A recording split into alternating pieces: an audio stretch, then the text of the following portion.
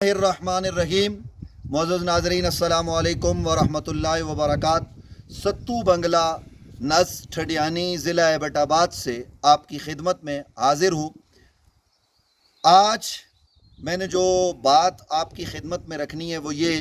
کہ یہ ستو بنگلہ کا مقام ہے اور یہ سرکاری جنگل ہے اور یہ خوبصورت جگہ ہے ماشاءاللہ سبحان اللہ، کہ ایسی جگہ آپ کو مری میں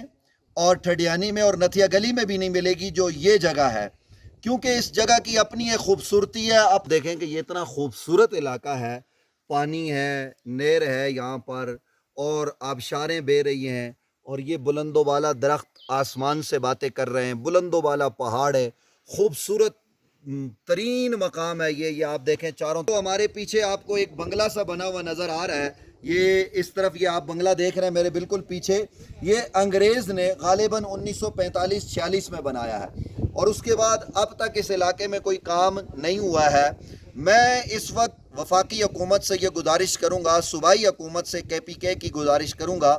کہ اس جگہ تک آنے کے لیے لوگ پیدل پہنچتے ہیں اور یہ قریب ترین جو جگہ ہے وہ تقریباً 1 گھنٹے سے کا فاصلہ ہے، جہاں تک گاڑی آتی ہے وہاں سے آگے پیدل آنا پڑتا ہے۔ تو یہ ایسی خوبصورت جگہ ہے کہ یہاں ٹھڈیانی سے یہاں تک روڈ ہو اور یہاں سے چورا گلی کے مقام تک روڈ ہو اور یہ ایسا خوبصورت پلیس ہو، بیچ میں جگہ جگہ گیسٹ ہاؤس بنائے جائیں، سبحان اللہ، سیاحت کو بھی فروغ ملے گا، پاکستان کے معاش کے نظام کو مضبوط کرنے میں مدد ملے گی۔ لیکن یہ تب ہوگا کہ جب ہمارے حکمران اس بابت غور کریں گے۔ تو میں یہ گزارش کرنا چاہتا ہوں کہ جناب یہ اس علاقے کے لوگوں کو روڈ دیا جائے، یہاں لوگ گدھے پر، خچر پر اور گھوڑے پر سامان لاد کر لاتے ہیں اور بڑی مشکل سے سیاح یہاں تک پہنچتے ہیں، وہ بھی چند، کیونکہ پیدل آنا پڑتا ہے